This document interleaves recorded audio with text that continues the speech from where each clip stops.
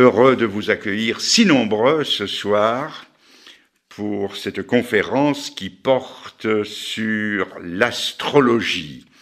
Le titre qui vous a sans doute attiré était ou est « Notre avenir est-il écrit dans les étoiles ?» J'ouvre la Bible, notre livre de référence, la parole de Dieu. Je l'ouvre dans le livre du Deutéronome, qui est le 5e. Et nous y trouvons là le texte classique qui va nous intéresser tout spécialement. Dieu parle au peuple d'Israël qu'il a fait sortir de l'esclavage d'Égypte pour le conduire au pays promis.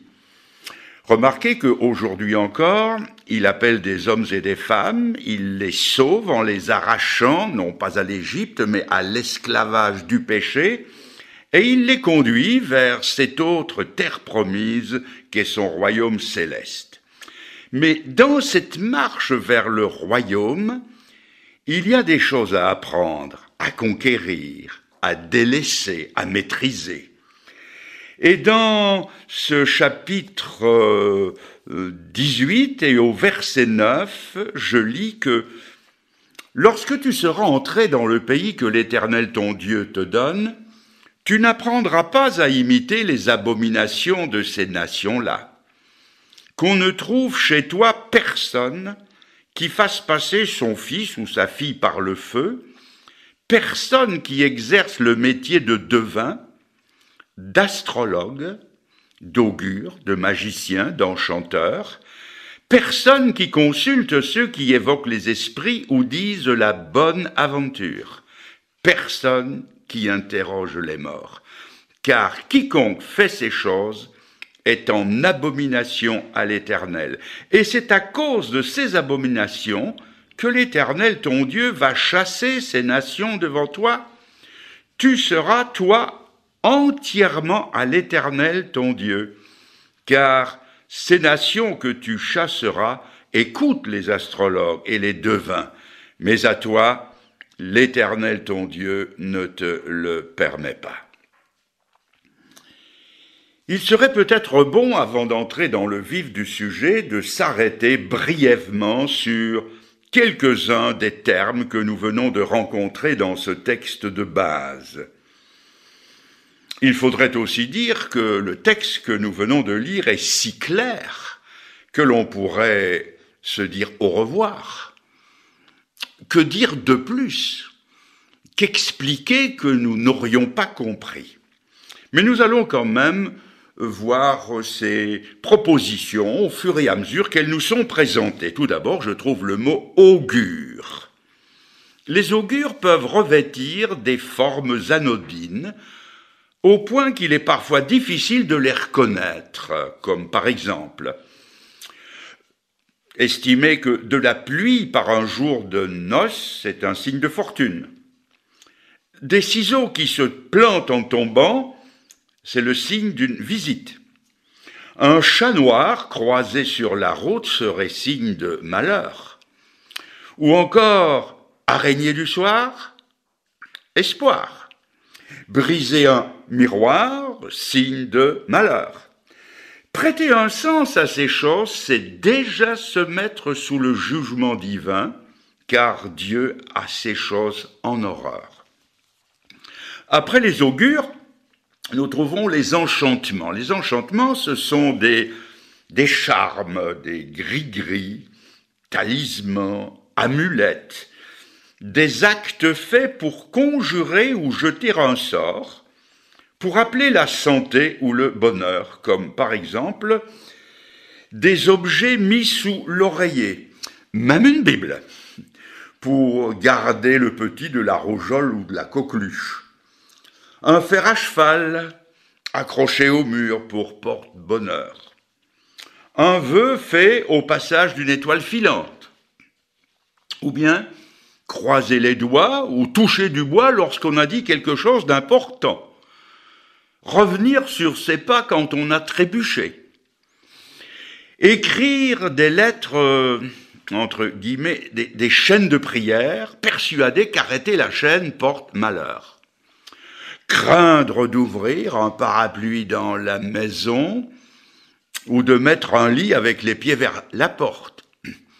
Et dans le domaine de la santé, porter des boucles d'oreilles contre l'affection des yeux, se mettre un fil autour de la jambe, porter des bagues magnétiques, avoir un oignon ou une carotte en poche contre les rhumatismes, enfoncer un clou dans le cadre d'une porte contre le mal de dents.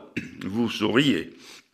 Ce sont là des pratiques si courantes qu'on ne pense pas violer un des commandements de Dieu, alors qu'on viole le premier qui est le plus grand. Tu craindras l'Éternel et tu le serviras lui seul. Ce sont là des choses que Dieu condamne avec sévérité. Venons-en maintenant à notre sujet principal, l'astrologie.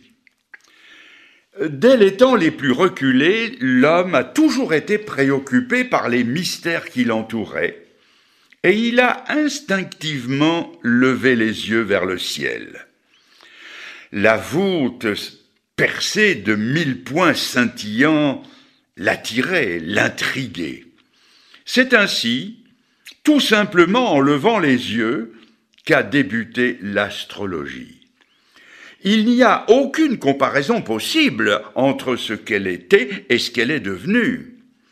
La différence se situe entre deux mots qui ont presque la même consonance, astronomie et astrologie, mais la distance entre les deux est énorme. Les étoiles filantes étaient-elles des signes à comprendre et à interpréter ? Les sentinelles de la nuit ont souvent dû se poser la question. Les mages de Babylone ont été les premiers à dresser les cartes de cet autre monde qu'était le ciel. Notez qu'il n'y a aucun mal en soi à regarder le ciel et à l'étudier. Mais le prophète nous dit, le prophète Ésaïe dans son chapitre 5, « Malheur à celui qui change le bien en mal ou le mal en bien ». Et l'astrologie a rapidement dévié, elle a même dérapé. 3 choses sont venues se greffer sur les cartes du ciel, l'astrologie météorologique, l'astrologie médicale et l'astrologie judiciaire.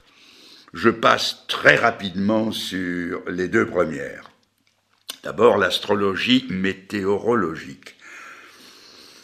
Des initiés ont publié les premiers almanachs et ils ont étonné les simples en prédisant les saisons, le temps et les éclipses. Les navigateurs d'autrefois, hautement tributaires du temps et des vents, consultaient le ciel pour deviner par avance le temps qu'il ferait. Non pas le ciel des nuages, mais le ciel des étoiles.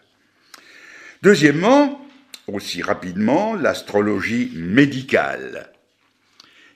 Si les étoiles avaient une influence sur les saisons, sur le temps, le vent, la pluie, la sécheresse ou la température, pourquoi n'en auraient-elles pas sur la santé ?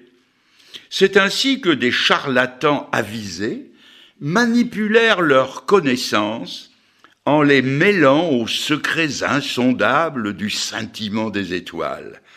Avec leurs herbes médicinales, ils vendaient, vous allez reconnaître la formule, ils vendaient la foi de bon augure, qui, en rassurant, facilitait la guérison. Le filon du ciel était trop précieux pour ne pas être exploité sans vergogne par ceux qui vivent de l'inquiétude des âmes désemparées.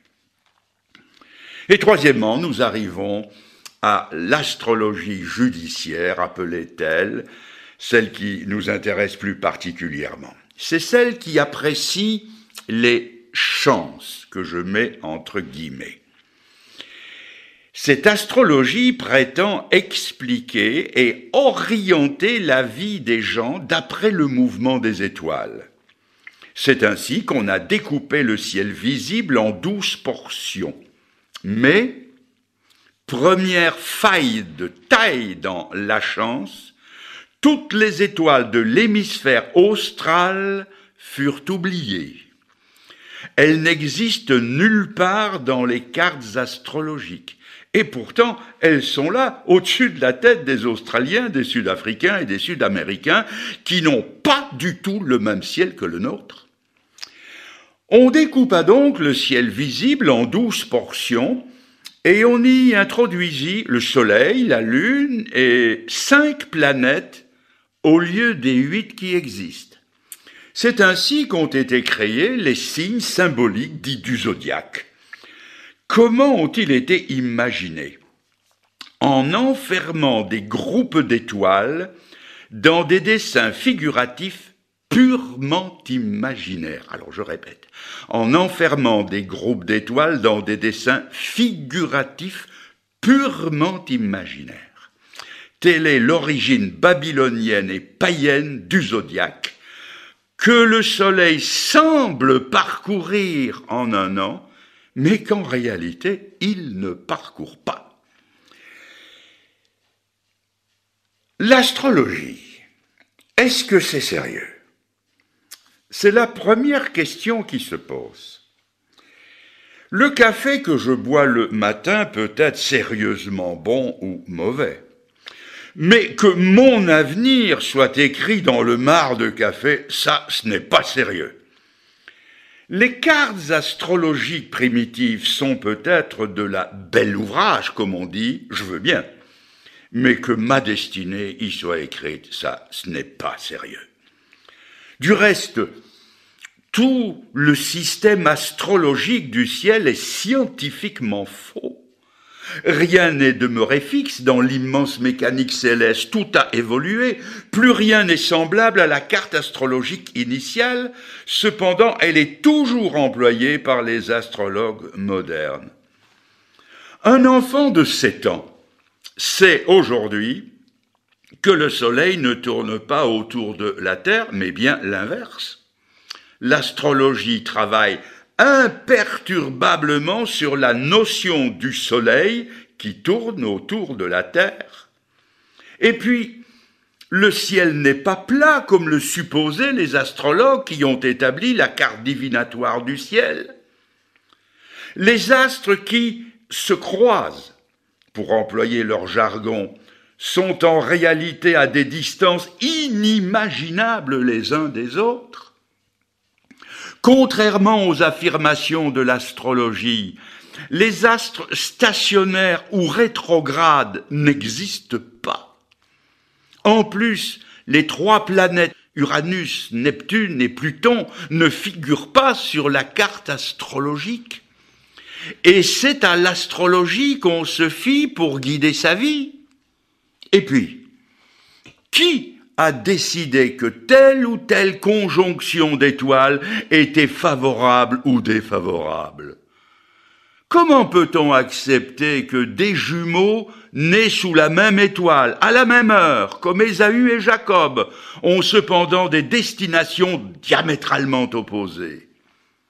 Oh, bien sûr, quand les prédictions des astrologues sont assez vagues, ça peut être 50% vrai, comme on dit 50-50.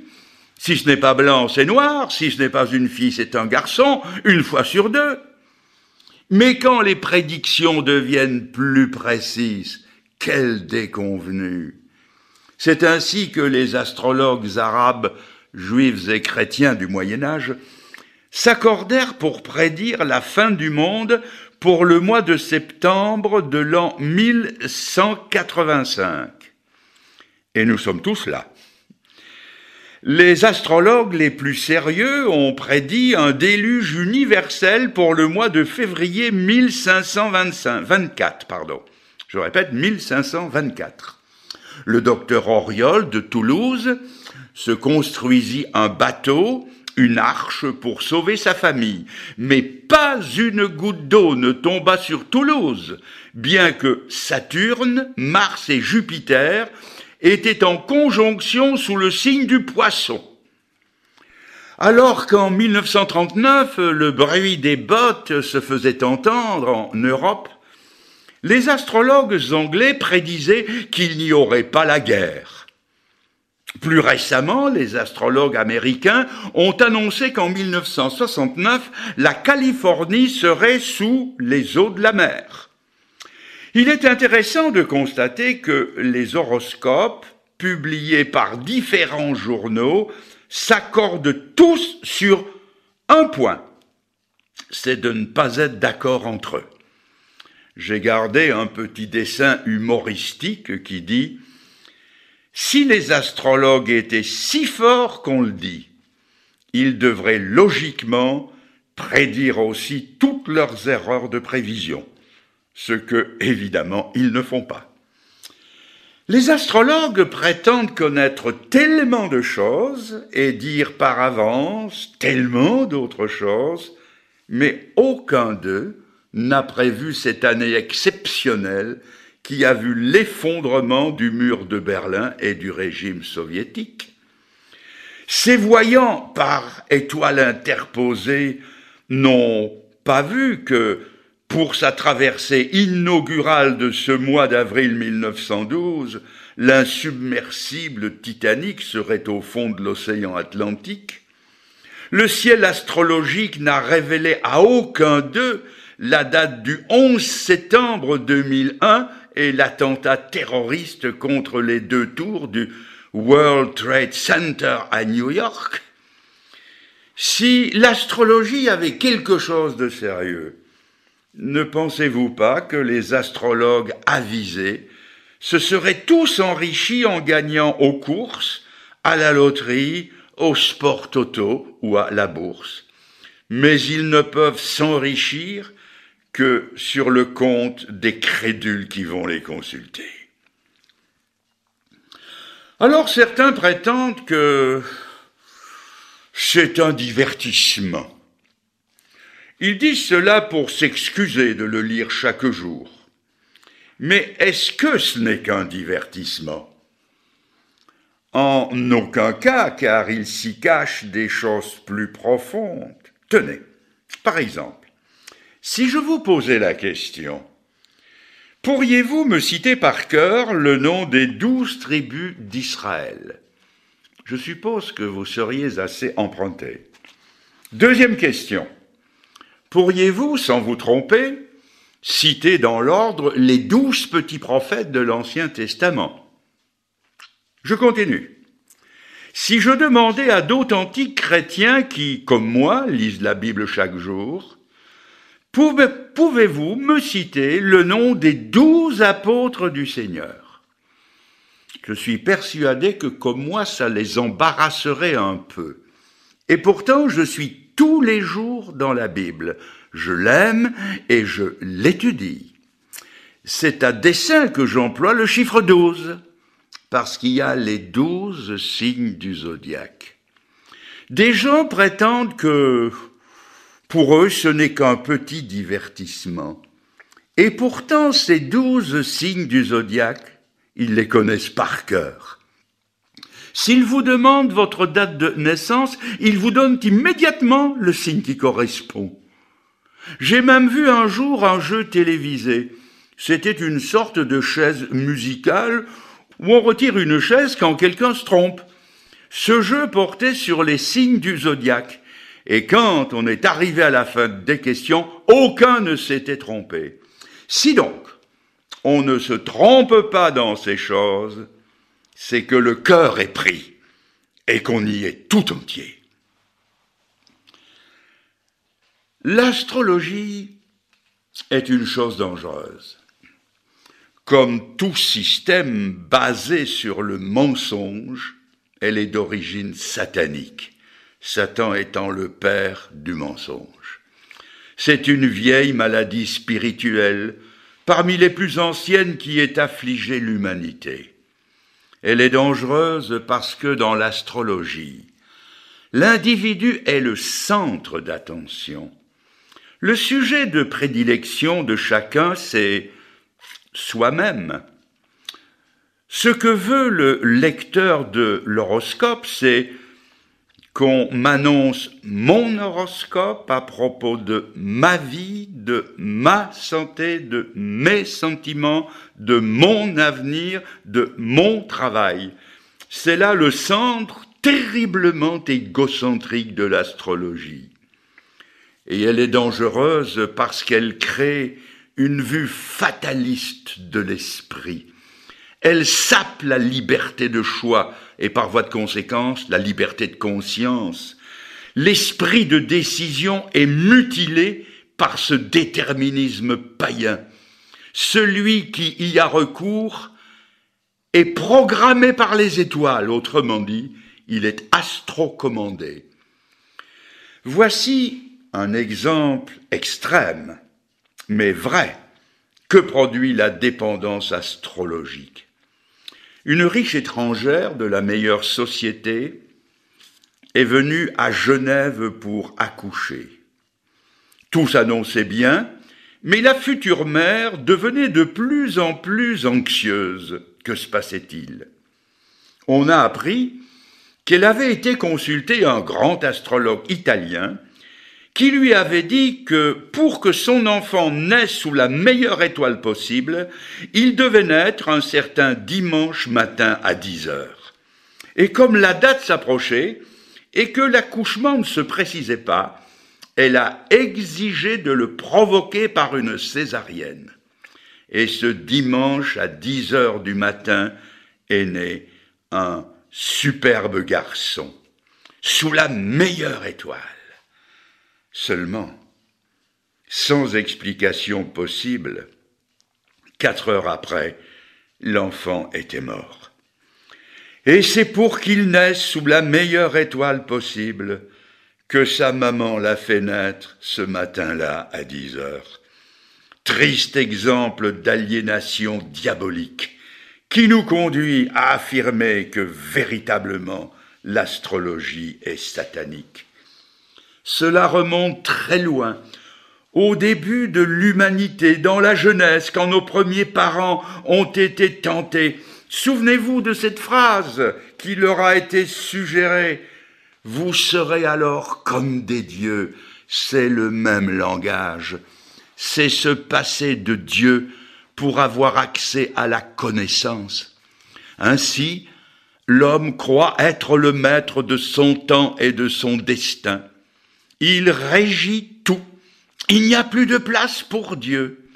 Ceux qui flirtent avec l'astrologie ou qui sourient de ces choses ne devraient pas oublier que lire l'horoscope, c'est aller consulter l'adversaire de Dieu pour sa vie.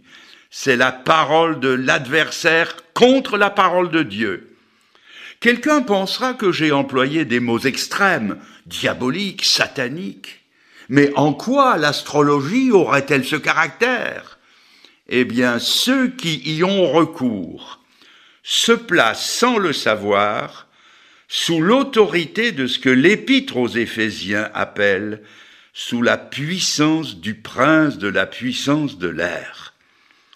En plus, elle est une désobéissance à la parole de Dieu. Tout commerce avec l'astrologie produit une aliénation spirituelle. Et tant que quelqu'un n'a pas mis sa vie en ordre de ce côté-là, l'ennemi a toujours accès à sa vie, d'où ces guerres intérieures, ces troubles inexplicables, ces voix que l'on entend, ces insomnies angoissées, ces cauchemars et dérèglements psychiques. La vie et la pensée spirituelle sont constamment perturbées comme s'il y avait un poste de brouillage. Il paraît que pendant la guerre, on essayait de capter Radio Londres, mais l'ennemi brouillait les émissions. Il y a des gens sincères qui recherchent Dieu et qui voudraient dialoguer avec lui, mais ils n'y parviennent pas parce que quelqu'un d'autre ou plusieurs autres sont, comme on dit, sur la même ligne. Ils sont toujours entravés par un lien ténu, mince, occulte, plus résistant que tous leurs efforts. Ils sont comme un cheval qui a faim et qui voudrait aller manger au râtelier, mais qui est monté par un cavalier qui l'en empêche. Des centaines de personnes voudraient se convertir, Mais ils ne le peuvent pas parce qu'il y a ces liens occultes dans leur vie qui les tiennent. Nous assistons, dans ce début de 3e millénaire, à un véritable réveil d'occultisme qui prépare la venue du plus grand des occultistes, celui que la Bible appelle l'Antichrist. Il y a 60, 70, 80 ans, peu de journaux avaient une rubrique astrologique.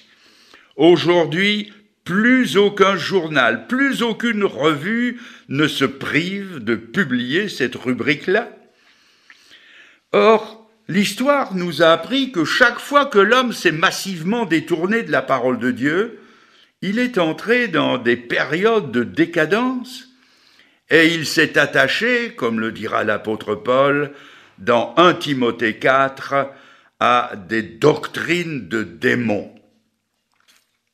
Madame Soleil, la grande voyante française décédée il y a peu, a dit que sa vogue était due à l'abandon de la foi chrétienne. Cette vogue d'occultisme est le signe que les hommes sont de plus en plus comme des brebis sans berger, et ils s'attachent, comme le dit l'apôtre Paul, à des fables. L'angoisse des gens est telle aujourd'hui que suite à une offre astrologique gratuite par une station de radio périphérique, elle a reçu 20 000 appels pour une seule émission. Voici quelques années, un grand quotidien américain qui, pour des raisons que je ne connais pas, n'a pas pu faire paraître sa rubrique astrologique pendant plusieurs jours, a été submergé de dizaines de milliers de lettres de gens complètement désemparés parce qu'ils ne savaient plus comment diriger leur vie. La parole de Dieu est sans équivoque à ce propos. Je vais vous relire une partie de ce que Dieu dit à ce sujet. Quiconque fait ces choses, c'est-à-dire évoque les esprits, dit la Bonaventure, interroge les morts, les devins, les astrologues, les augures, quiconque fait ces choses est en abomination à l'Éternel. Et le prophète Ésaïe nous donne des précisions dans son chapitre 47 à partir du verset 12. Il dit ceci: « Reste donc au milieu de tes enchantements et de la multitude de tes sortilèges, auxquels tu as consacré ton travail dès ta jeunesse. Peut-être pourras-tu en tirer profit. Qu'ils se lèvent donc et qu'ils te sauvent, ceux qui connaissent le ciel, qui observent les astres, qui annoncent d'après les nouvelles lunes ce qui doit arriver. Voici, ils sont comme de la paille, le feu les consume, ils ne sauveront pas leur vie des flammes. Tel sera le sort de ceux que tu te fatigues à consulter. Il n'y aura personne qui vienne à ton secours. » Mes amis, si nous entretenons le moindre rapport avec ces choses, nous nous prostituons spirituellement parlant. Et si nous ajoutons foi à ces forces occultes, nous entrons en alliance avec les puissances démoniaques et croyez-moi, les démons, en alliance, ils ne lâchent pas facilement leurs partenaires. Quelqu'un va dire, mais alors, que faut-il faire? Pour en être délivré, il faut se repentir de la lecture des horoscopes et de l'intérêt qu'on leur porte.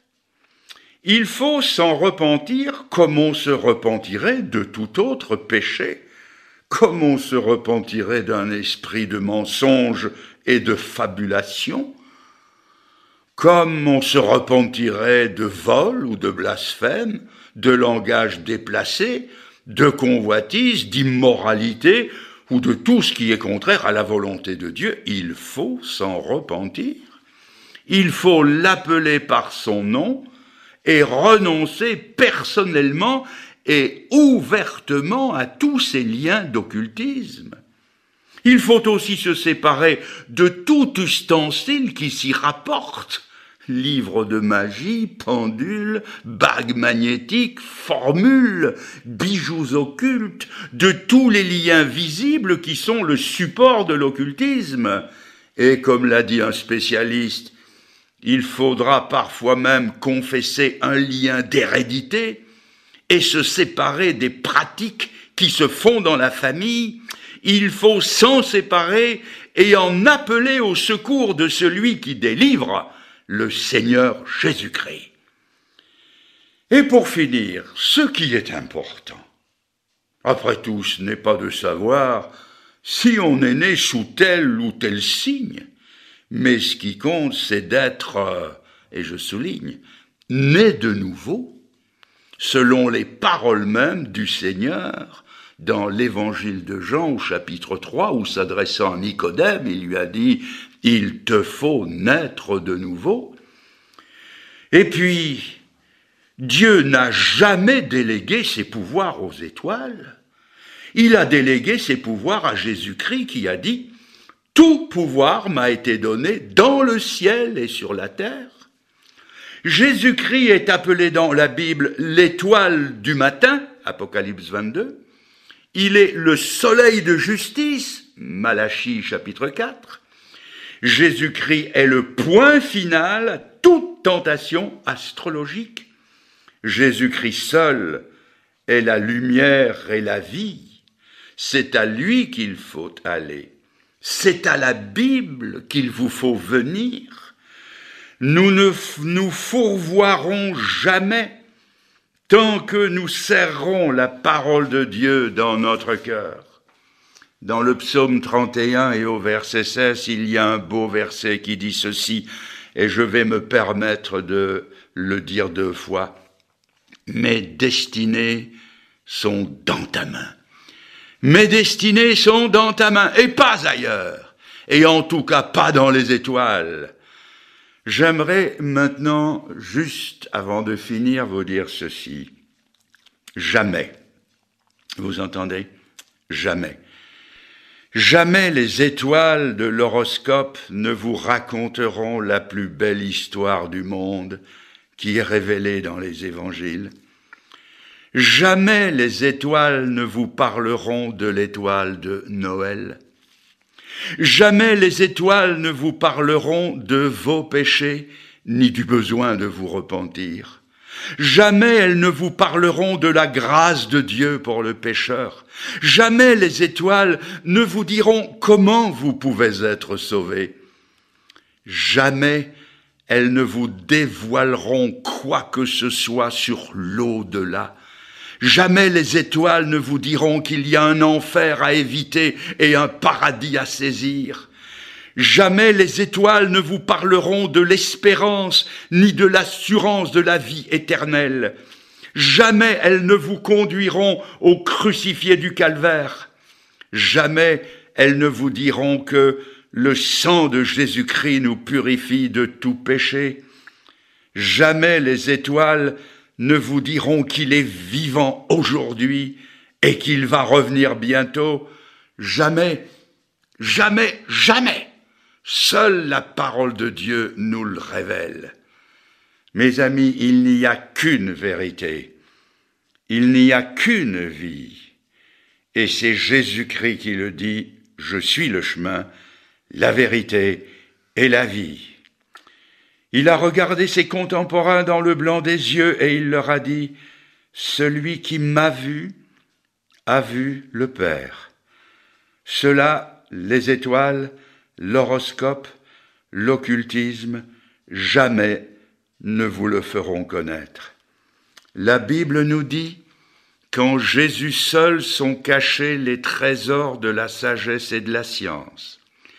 Si donc vous voulez être sauvés, libérés, avoir toutes les certitudes que promet la parole de Dieu, c'est à Jésus-Christ qu'il faut venir.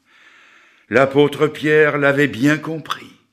Aussi nous a-t-il dit dans son fameux discours d'Acte 4, « Sous le ciel, il ne nous a été donné aucun autre nom par lequel nous puissions être sauvés, le nom de Jésus. » Jusqu'ici, je l'admets, j'ai parlé assez négativement.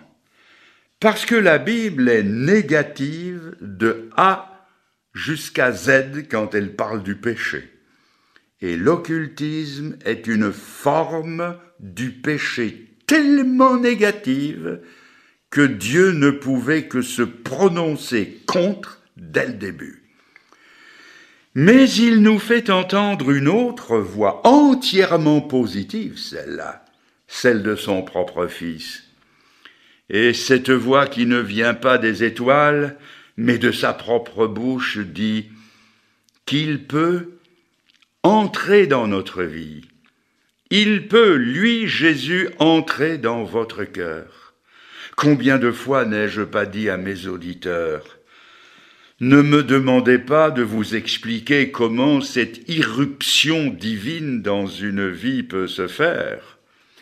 Ne me demandez pas non plus comment les ondes invisibles peuvent entrer dans un transistor et se mettre à parler et à chanter. Je ne peux pas l'expliquer, mais je sais que quand on prend la bonne longueur d'onde, tout à coup, ça parle et ça chante. Et je sais que Dieu est plus grand que les ondes, et que ce Dieu invisible, par son Saint-Esprit, peut entrer dans votre vie. Il peut mettre une nouvelle vibration dans votre âme et de nouveaux sentiments dans votre cœur. Il peut faire de vous quelqu'un d'autre.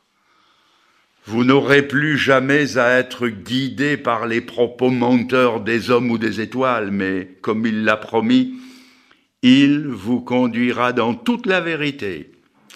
L'un de mes titres de conférence, c'est « La Bible, le livre qui n'a jamais trompé personne ». Dans la Bible, c'est Dieu qui parle. Il est le Dieu qui condamne le péché, mais qui aime le pécheur, et qui a tout fait pour que chacun d'entre nous terminions dans son ciel et pour l'éternité. Ça, c'est l'amour de Dieu. Il devrait nous punir, il devrait nous condamner, il en a tous les droits. Mais au lieu de cela, il descend du ciel. Il vient se présenter à la barre du jugement, à notre place. Et là même où nous avons offensé sa sainte loi qui réclame la mort, il se présente dans la personne de Jésus-Christ et il reçoit la mort de plein fouet pour que nous ne la subissions pas. Ça, c'est l'amour de Dieu. La Bible dit que Dieu a tant aimé le monde qu'il a donné son Fils unique. C'est dans ce texte capital de l'évangile de Jean, chapitre 3, verset 16, que nous trouvons l'approche de Dieu envers chacun de nous. Alors puissiez-vous vous approcher de lui, comme c'est écrit. Approchez-vous de Dieu, et il s'approchera de vous. Entre nous et Dieu, il n'y a qu'un pas, mais il nous appartient de le faire. Je l'ai fait quand j'avais 20 ans. Et je ne l'ai jamais regretté un seul instant. C'était le moment de Dieu pour ma vie. Et il est très possible que ce moment soit arrivé pour quelqu'un qui écoute cette prédication ce soir. Quelqu'un qui sait, qui sent que maintenant, c'est le moment de la décision. La Bible dit, aujourd'hui, si vous entendez sa voix, n'endurcissez pas votre cœur. Mes amis, lancez-vous dans les bras du Sauveur. Avouez-lui votre passé astrologique et votre passé tout court. Et dites-lui, Seigneur, que de regrets. Seigneur, je ne peux ni refaire ni défaire ce que j'ai fait. Je ne peux revenir en arrière que dans la repentance et dans la foi que je mets en toi et dans ta promesse de pardon. Et ce soir, je regrette, je me tourne vers toi et Seigneur, je t'accepte dans mon cœur comme mon sauveur personnel. Mes amis, que Dieu vous bénisse, qu'il vous délivre et qu'il vous remplisse de son ciel, de son amour, par le Saint-Esprit dans votre cœur. Bonsoir.